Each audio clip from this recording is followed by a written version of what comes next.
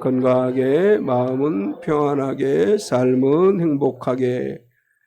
예, 그 더위가 그래도 많이 꺾였죠. 다행히 아직 덥긴 하지만 그래도 주의 은혜 가운데 건강하고 평안하고 행복하게 살아가는 하루하루 되시기를 축원합니다.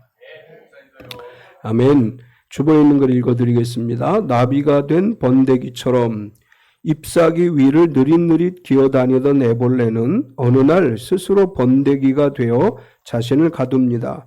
그 안에서 무슨 일이 벌어지는지 겉에서는 알 수 없지만 시간이 지나면 화려한 날개를 가진 나비가 되어 나옵니다. 번데기 안에서 애벌레는 자신의 효소로 몸의 대부분을 분해합니다. 근육과 소화기관, 피부까지 허물어져 몸속은 걸쭉한 죽처럼 변합니다. 예전의 모습은 완전히 사라진 듯 보입니다. 하지만 완전히 사라지는 것은 아닙니다. 애벌레의 몸속에는 처음부터 성충원판이라는 특별한 세포 무리가 숨어 있습니다. 이 세포들은 분해되지 않고 살아남아 죽처럼 변한 몸을 영양분 삼아 날개와 다리, 더듬이를 새롭게 빚어냅니다. 옛것이 재료가 되어 전혀 다른 존재로 다시 지어지는 것입니다.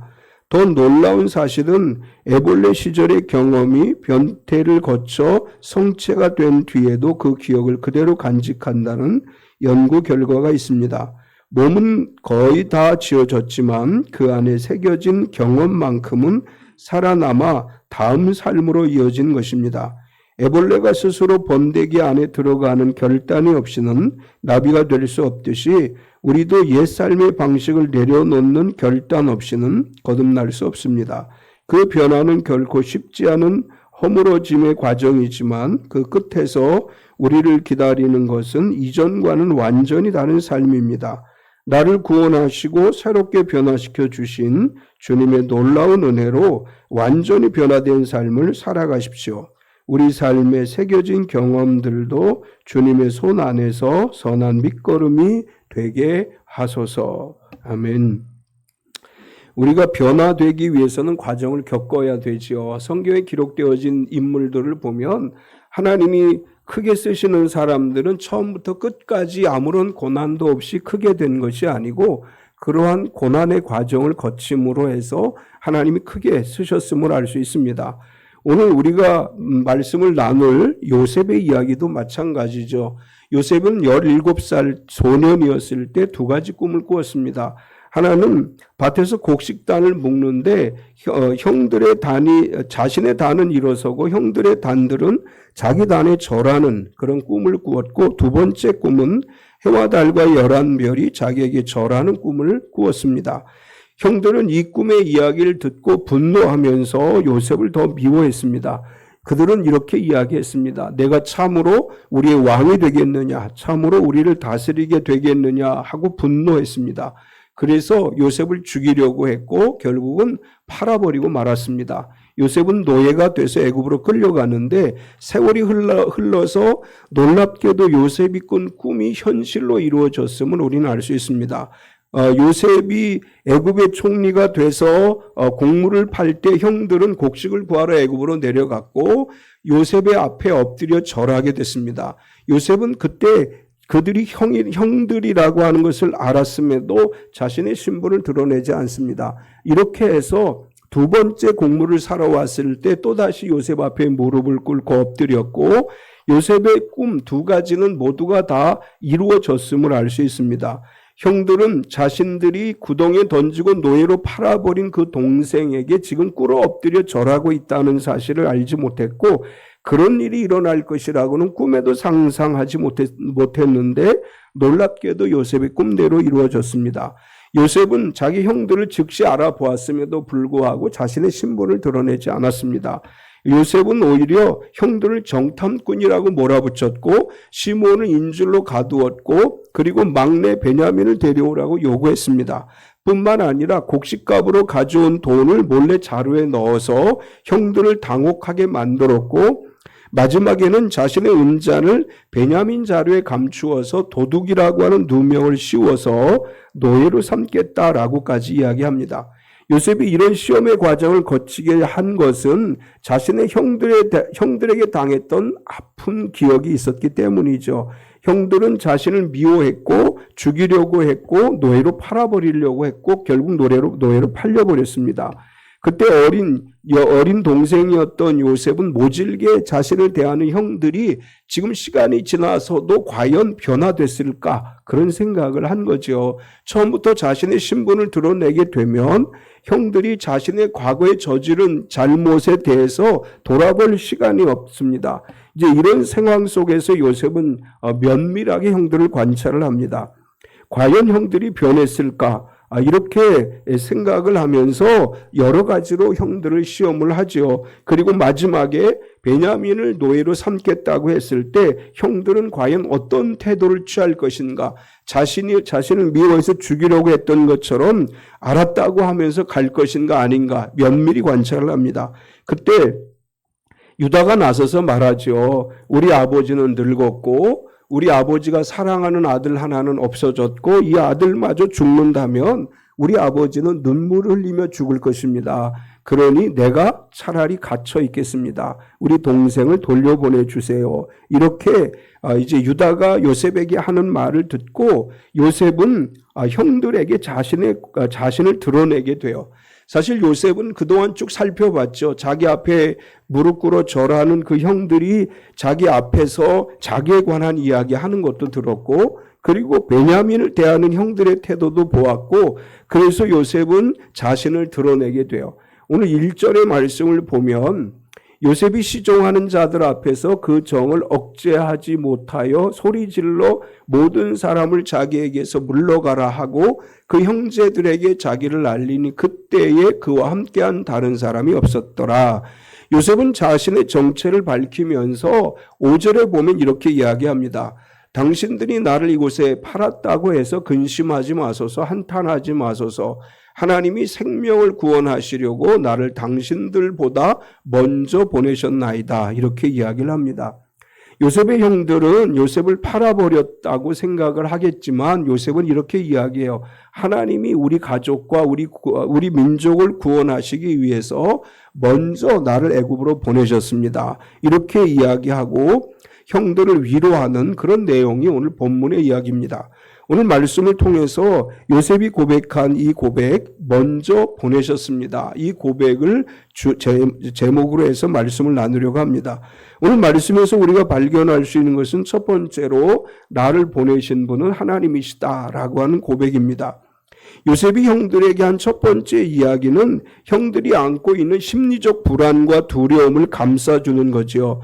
지금 요셉은 애굽의 총리이고 자신들 앞에 형들이 엎드려 있는 것을 보고 요셉은 형들이 자신을 못 알아봄에도 불구하고 이제 두 번에 걸쳐서 자신의 형들을 시험한 뒤에 자신을 드러내는데 이 순간에 요셉의 형들은 어떤 마음이었을까? 요셉의 형들은 혹시라도 요셉이 우리들이 저지른 과거의 잘못에 대해 보복하지 않을까 이런 두려움을 가지고 있었겠지요. 죽이려고 했고 구덩이에 던져 넣었고 그리고 노예로 팔아버렸습니다. 어린 요셉을 팔아버린 그 형들의 매정함 때문에 요셉은 평생 그것이 마음에 아픔으로 남아 있었을 것이고 형들에 대한 미움이 있었을 것입니다. 그래서 형들은 요셉이 지금 애굽의 총리가 됐는데 혹시라도 우리를 죽이지는 않을까 이런 두려움을 가지고 있을 때 요셉은 그 형들에게 이렇게 얘기해요. 당신들은 근심하고 한탄하지 마소서.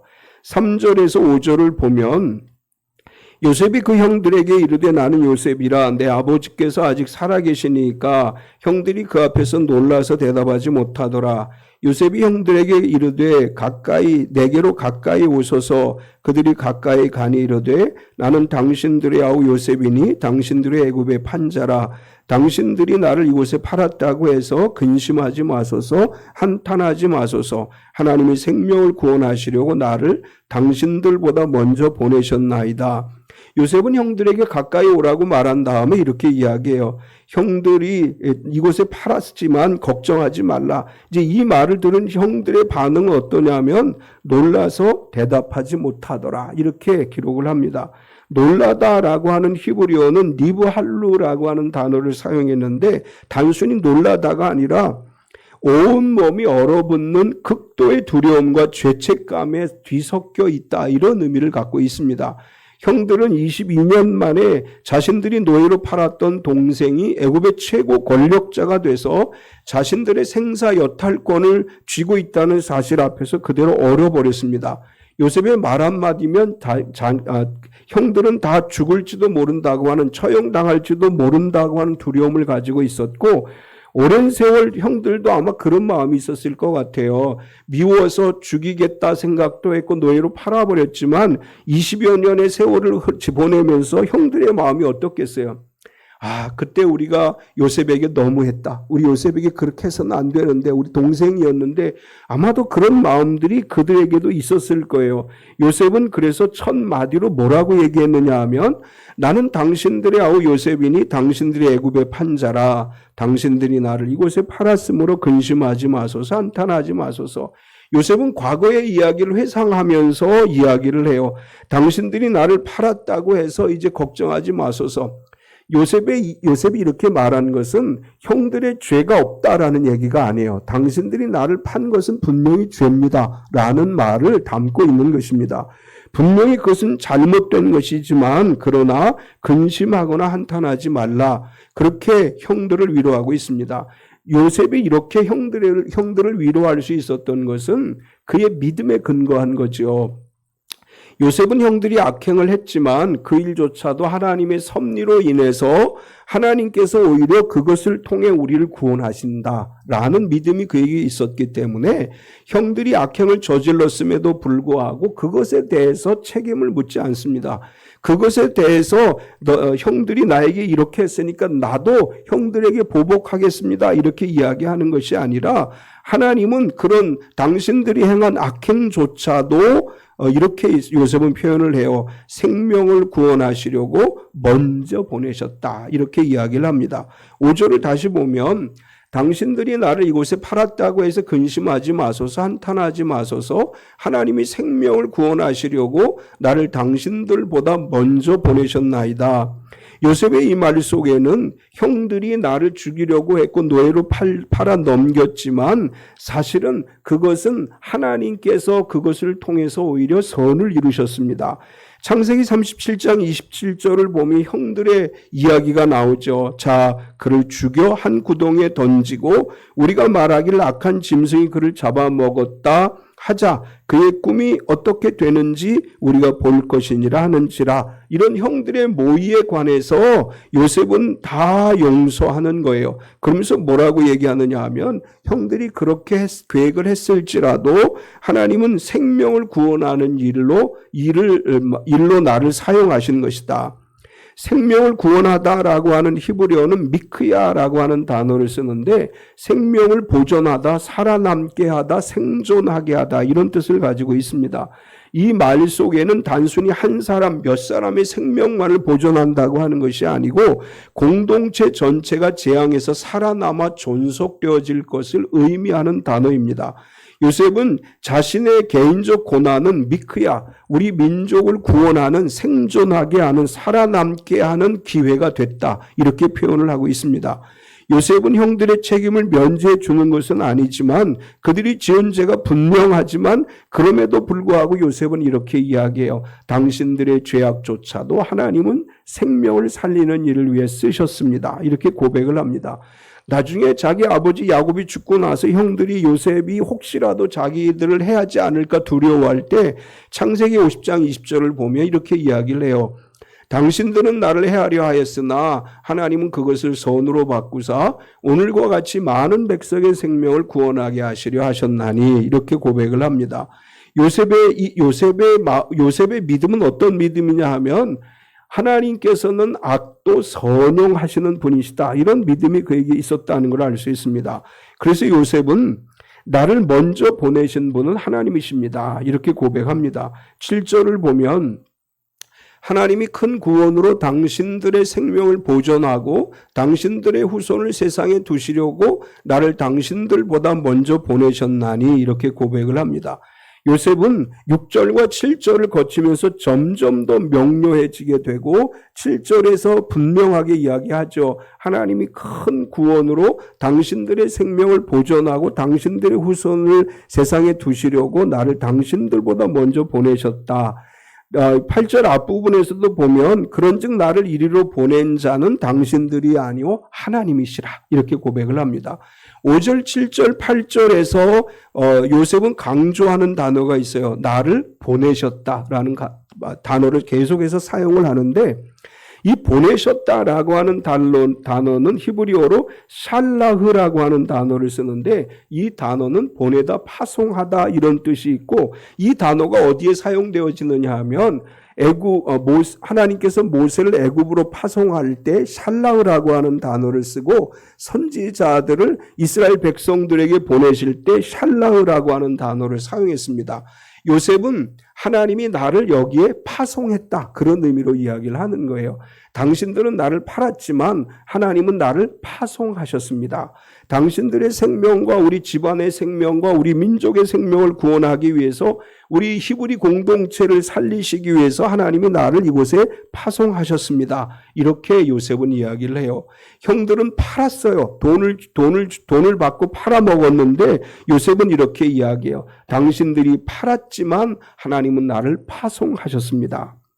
요셉의 이 고백 속에서 형들이 얼마나 마음이 아팠겠어요. 그들이 미워함으로 인해서 돈을 받고 팔아버렸지만 그 동생을 팔았다고 하는 죄책감에 사로잡혀 있었던 그 형들에게 요셉은 하나님께서 하셨습니다. 이렇게 형들을 위로합니다. 인간의 시선으로 보면 형들이 팔았어요. 그런데 하나님의 시선으로 보면 하나님이 파송하셨어요. 이것이 하나님의 진리입니다. 또 한편으로 보면 요셉은 형들과의 관계, 화해의 관계를 맺기 위해서 그들의 마음을 먼저 위로해 주는 거예요. 우리가 살다가 보면 누군가 이렇게 마음에 맺힌 경우들이 있죠. 그럴 때 풀어가는 방법을 요셉은 이야기해 주고 있는 거예요. 미워하는 미움 그대로는 서로에게 화해를 이룰 수가 없기 때문에 형들이 잘못한 거 분명하지만 그걸 덮어주면서 지적은 하되 덮어주면서 결국 믿음의 고백을 하는 것입니다. 하나님이 먼저 보내셨고 하나님이 나를 파송하셨습니다. 마음의 미움이 사라지지 않는 사람, 그 사람들을 용서하시기 바랍니다. 나 정말 미워, 얼굴도 보기 싫어. 그런 마음들이 요셉이 형들을 대할 때의 마음과 같은 변화된 마음이 돼서 하나님을 믿는 믿음의 근거에서 서로 용서하고 이해하고 함께 가는 것이 진정 그리스도인의 삶의 모습입니다. 두 번째로 요셉은 나를 먼저 보내신 목적에 대해서 이야기합니다. 왜 하나님이 나를 이곳에 보내셨느냐? 당신들이 나를 팔아먹었지만 하나님이 나를 이곳에 보내신 목적이 있습니다. 그렇게 이야기하면서 이렇게 말합니다. 앞으로 흉년이 5년이나 남았다. 이렇게 이야기를 해요.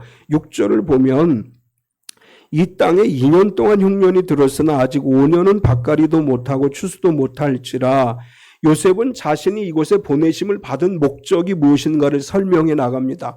우리가 잘 아는 것처럼 바로가 꿈을 꿨지요. 그 꿈을 해석한 요셉은 7년 흉년이 있을 것이고 7년 풍년이 올 것이다. 이렇게 이야기하고 풍년 동안에 곡식을 비축해 두었다가 7년 흉년을 대비해야 됩니다. 이렇게 제안을 했고 그래서 요셉은 그 일의 책임자가 돼서 애굽의 총리가 됐습니다. 고대 애굽의 농업은 전적으로 나일강에 의존하는 농업이었다고 하지요. 나일강이 정기적으로 범람하게 되는데 매년 여름 상류의 강우로 인해서 나일강이 범람하게 되면 비옥한 토사들이 농지에 들어오게 되고 그리고 나면 물이 빠지는 시기에 맞춰서 파종을 했다고 합니다. 상류 지역이 강우량 변화나 기후 요인으로 인해서 이제 물이 넘치지 못하거나 가뭄이 들게 되면 애굽 전역이 극심한 가뭄으로 시달리게 되고 이 가뭄은 가나안 지역까지 연결되어졌다고 합니다. 고대 근동 지방의 여러 기록들을 보면 수년간 흉년이 들었던 사례들에 대한 기록들이 남아 있다고 하고, 요셉이 이제 바로의 꿈을 꾸면서 이야기했던 7년의 흉년의 예언도 실제로 이루어졌고, 요셉은 공무를 비축하면서 당대 위기를 대응하는 현명한 총리로서의 역할을 감당했지요. 요셉은 그런데 자기 가족에게 이야기를 해요. 가나안 땅에서 앞으로 7년 동안 이 흉년을 견딜 수 없습니다. 이런 이야기를 합니다. 구체적으로 앞으로 5년 동안 이 가뭄이 지속될 것이고, 이 흉년이 끝나지 않았기 때문에 지금 당신들은 가족을 이끌고 애굽으로 와야 됩니다. 이렇게 이야기하는 것입니다. 하나님의 섭리라고 하는 것은 과거에 머무는 것이 아니고 현재와 미래를 향해 나아가는 거예요. 우리 신앙은 과거에 얽매이는 신앙이 되지 말고 지금과 미래를 향해서 나아가는 신앙생활이 돼야 되고, 희망을 담고 믿음으로 전진하는 삶이 돼야 됩니다. 요셉은 과거의 일들을 다 덮어놓고 이제 미래의 일들을 이야기해요. 앞으로 흉년이 5년이나 남았습니다. 그럼 우리가 어떻게 해야 되는지 우리가 잘 생각해야 됩니다. 형들에게 그렇게 이야기를 하면서 요셉은 또 이렇게 이야기해요. 당신들의 생명을 보존하고 후손을 세상에 두시려고 나를 먼저 이곳에 보내셨다. 이렇게 이야기를 합니다. 7절을 다시 보면, 하나님이 큰 구원으로 당신들의 생명을 보존하고 당신들의 후손을 세상에 두시려고 나를 당신들보다 먼저 보내셨나니, 7절에 두 가지를 이야기하죠. 당신들의 생명을 보존하기 위해서, 그리고 당신들의 후손을 세상에 두시려고 나를 이곳에 보내셨다. 여기 이제 이 남은 자라고 하는 이 헬라어 히브리어는 펠레이타라고 하는 단어를 쓰는데, 이 단어는 나중에 우리가 예언서들을 읽을 때 이사야나 에스겔 선지자의 예언서 같은 경우에 남은 자 사상이다 이런 얘기하죠. 남은 자 사상. 이 남은 자 사상이 여기서 펠레이타라고 하는 이 단어로부터 파생이 돼서 이것이 구약 성경에서 아주 중요한 의미를 갖는 단어가 됐습니다. 요셉의 자기 아버지 야곱을 비롯해서 지금 70여 명의 가족만을 구원하시려고 하나님이 나를 보내신 것이 아니고, 이스라엘 민족 히브리인들을 구원하기 위해서, 그 후손들을 보호하기 위해서, 또한 이것이 이제 미래의 메시아로 이어지기까지 하나님께서 구원을 이루시기 위해서 나를 보내셨다. 이렇게 고백을 하고, 따라서 요셉은 하나님은 목적 달성을 위해서 나를 애굽의 통치자로 삼으셨다. 이렇게 이야기를 합니다. 8절을 보면, 그런즉 나를 이리로 보내니는 당신들이 아니요 하나님이시라. 하나님이 나를 바로에게 아버지로 삼으시고 그 온 집의 주로 삼으시며 애굽 온 땅의 통치자로 삼으셨나이다. 요셉은 결론적 이야기를 하죠. 내가 지금 이 주에 오른 것은 내가 바로의 아버지로 삼고 온 집안의 주로 삼고 애굽 통치자로 삼은 것은, 이렇게 이야기합니다. 이제 바로의 아버지라고 표현한 것은 고대 근동 지방에서는 왕의 최측근 자문관이나 왕에게 지혜롭게 이야기를 베풀어 주는 사람을 아버지라고 칭호를 붙였다고 해요. 그래서 요셉은 자신이 바로의 아버지, 애굽의 왕 바로를 돕는 자로서 자신을 세우셨다, 이런 표현을 사용했고, 애굽의 관료 체계상 총리는 바로 다음 두 번째 실권자이고 곡물과 행정과 국가와 사부를 총괄하는 지도자였습니다. 이제 흥미롭게도 고대 애굽의 기록에 보면 셈족 출신 인물이 애굽의 조정과 고위 관료로 등용됐다고 하는 문서가, 역사적 문서가 남아 있다고 해요. 단지 요셉이 애굽의 총리가 됐다고 하는 것은 믿는 사람들이 읽는 성경에만 기록된 이야기가 아니고 실제로 애굽에서 그런 일들이 있었다라는 문서가 남아 있다고 합니다. 요셉은 이러한 모든 과정을 자신이 하나님이 주신 꿈을 해서 해몽해서, 아니면 자신이 열심히 일을 해서 이렇게 내가 이 자리에 올랐다 이렇게 표현하지 않고, 하나님께서 나를 여기까지 이끄셨다 이렇게 고백을 해요. 내가 지금 이 자리에 있는 것은 하나님이 하신 것이다. 하나님이 나를 이곳에 있게 하셨고, 이것은 결국 우리 가문을, 또 우리 민족을 구원하기 위함이다. 뿐만 아니라 요셉이 총리가 됨으로 인해서 애굽을 구원한 거지요. 가뭄으로 인해서 다 망할 수밖에 없는 애굽까지도 하나님은 요셉을 통해서 구원하게 하셨습니다. 하나님 우리를 통해 하나님의 역사를 이루기 위해 우리를 사용하실 줄 믿습니다. 우리는 늘 하나님께 쓰임받는 사람들이 될 수 있어야 되고, 우리가 하나님께 쓰임받는다는 것은 내가 잘 사는 것으로 끝나는 것이 아니라 죽어가는 영혼들을 구원하고 고난당하는 사람들에게 생명을 전하고 생명으로 인도하는 일을 위해서 우리가 쓰임받는 성도가 되어야 될 줄 믿습니다. 세 번째는 아버지가 나와 가깝게 하소서. 이제 요셉은 지금까지 자신에 대한 이야기를 쭉 하면서 모든 것이 하나님의 섭리였습니다, 이렇게 말하면서 자기 마음에 담긴 이야기를 해요. 요셉은 하나님이 나를 이곳에 보내신 것은 우리 가족을 살리시려고 한 것이고, 이제는 형들과 아버지에게 아버지에 대해서 형들에게 부탁을 해요. 이제 가시거든 우리 아버지를 모시고 오소서. 그래서 뭐라고 표현하느냐 하면 지체 말고 내게로 내려오소서. 구절을 보면 당신들은 속히 아버지께로 올라가서 아뢰기를 아버지 아들 요셉의 말에 하나님이 나를 애굽 전국에 주로 세우셨으니 지체 말고 내게로 내려오사. 요셉은 22년 동안 야곱을 그리워했습니다. 요셉이 원했던 건 사실 권력이 아니라 가족들과 함께 행복하게 살아가는 것이고, 가족들과 함께 하나님의 은혜 가운데 살아가는 것이라고 할 수 있습니다.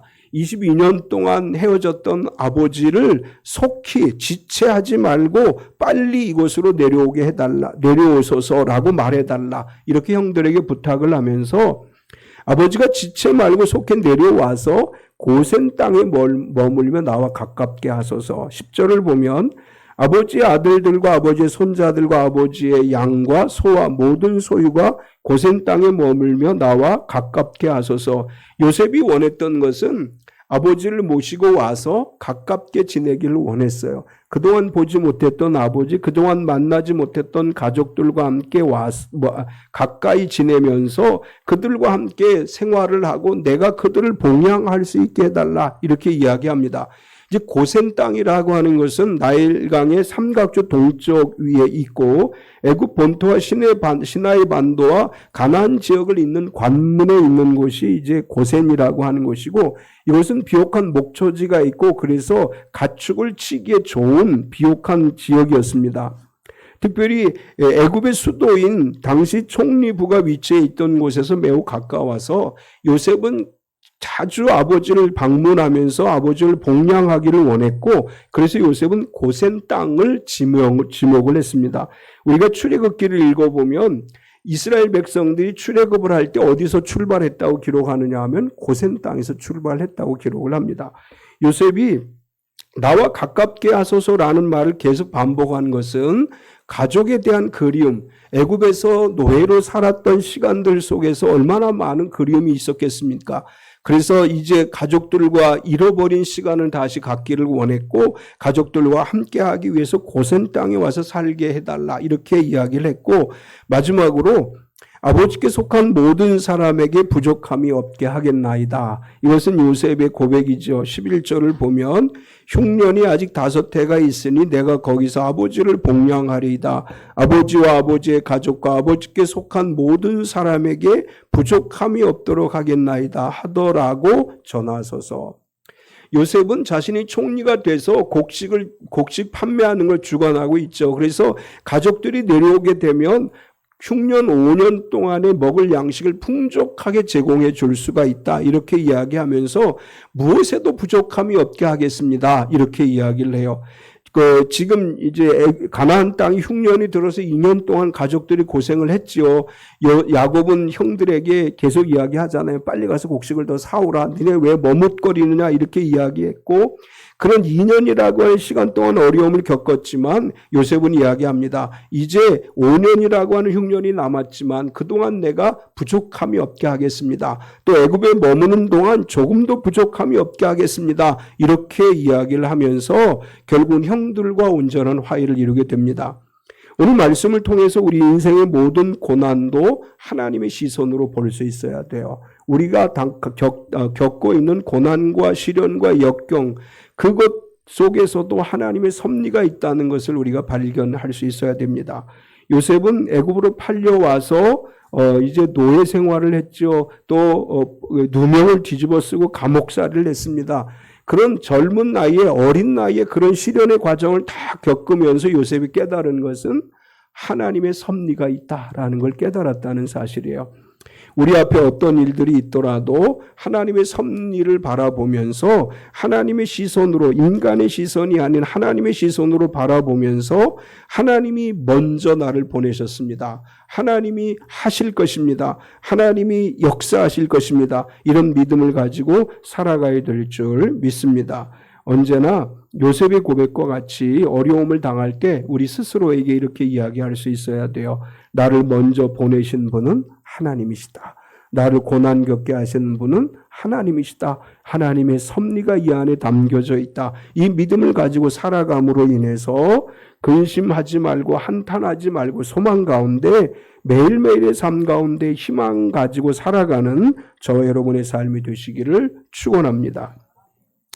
하나님 감사합니다. 우리가 늘 주님을 바라보는 시선을 가지고 살아가게 하시옵소서. 우리의 시선이 세상을 향하지 않게 하시고 우리의 시선이 주님을 향하게 하시고 우리의 믿음이 주님을 바라보고 주님을 의지하는 삶으로 날마다 살아가게 하여 주시옵소서. 요셉은 그 형들을 용서했습니다. 형들이 죽이려고 했고 팔아버렸지만 그 모든 것이 하나님의 섭리라고 하는 걸 깨달은 요셉은 형들의 죄를 인정하지만 그들을 용서하고 화해하는 것을 봅니다. 우리가 그리스도인으로서 서로 용서하고 화해하고 함께 더불어 살아가는 삶이 되게 하여 주시옵소서. 사랑하는 하나님, 우리에게 필요한 것은 하나님의 섭리가 구체적으로 드러나는 것입니다. 우리 참빛 성도들 한 가정 한 가정들마다 하나님의 섭리가 나타나게 하여 주시고 하나님의 선한 손으로 도움을 입어서 하나님의 영광을 드러내는 복된 삶이 되게 하여 주시옵소서. 예수님의 이름으로 기도드리옵나이다. 아멘. 우리 다 일어서서 시편 20편 5절 두 번 부르시겠습니다.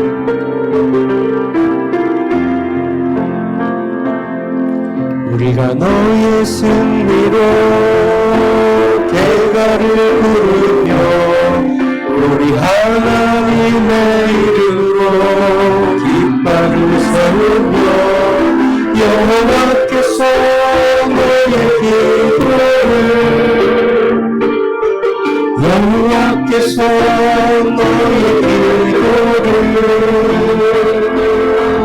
여호와께서 내가 하는 모든 간구를 이루어 주시기를 원하노라. 우리가 너의 승리로 대가를 부르며 우리 하나님의 이름으로 깃발을 세우며 여호와께서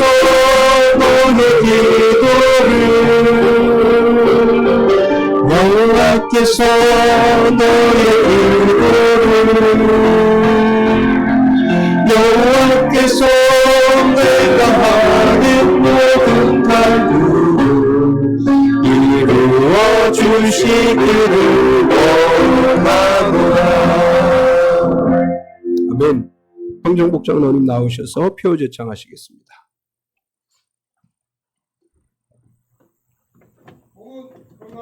몸은 건강하게, 마음은 평안하게, 삶은 행복하게. 아멘. 사랑하는 참비 성도 여러분, 우리의 삶의 걸음은 하나님께서 이미 준비하시고 인도하시는 걸음입니다. 언제나 우리의 삶의 걸음을 인도하시는 하나님을 의지함으로 승리하는 한 주간 되시기 바랍니다. 아멘. 여호와는 내게 복을 주시고 너를 지키시기를 원하며 여호와는 그의 얼굴을 내게 비추사 은혜 베푸시기를 원하며 여호와는 그 얼굴을 내게로 향하여 드사 평강 주시기를 원하노라. 아멘. 지금은 우리 주 예수 그리스도의 은혜와 독생자 예수님을 우리에게 보내주신 하나님 아버지의 지극하신 사랑하심과 성령님의 내주 충만하시며 교통하시는 내가 거룩하고 복된 날 주님 앞에 나와 기쁨으로 예배하고 말씀으로 은혜 받고 세상을 향해 나아가는 우리 모든 성도들 머리머리 위에와 그의 가정과 경영하는 사업체와 속해 있는 직장과 교회와 이 나라와 이 민족회와 북한에 있는 우리 사랑하는 형제 자매들과 세계 곳곳에 흩어져 선교사역을 감당하는 선교사들의 사역회와 지구촌 곳곳에서 핍박받는 모든 그리스도인들을 위해와 전쟁 가운데 평화를 위해 눈물로 기도하는 성도들 머리 위에 영원토록 함께 있을지어다. 아멘.